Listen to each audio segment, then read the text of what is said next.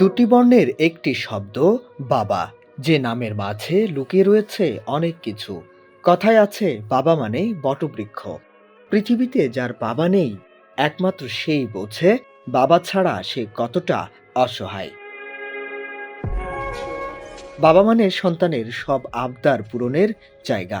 যত মান, অভিমান আর অভিযোগ দেওয়ার একমাত্র নির্ভরযোগ্য মানুষের নাম বাবা। ঈদ অথবা বিভিন্ন ধর্মীয় অনুষ্ঠান এলেই সন্তানের কেনাকাটা নিয়ে ব্যস্ত হয়ে পড়েন বাবা নামের এই মানুষটি।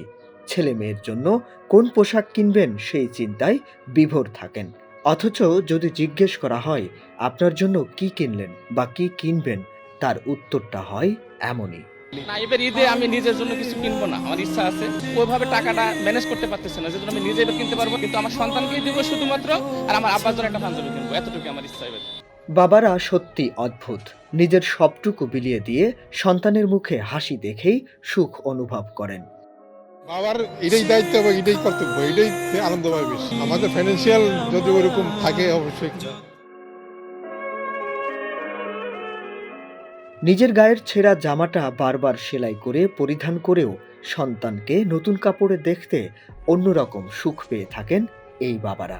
আপাকে 3 পিস দিবেন আর বাচ্চাকেও 3 পিস দিবেন। নিজের জন্য কি কিনবেন? নিজের জন্য কেনা হইবে না। আসলে একজন পুরুষের জীবনটাই এমন।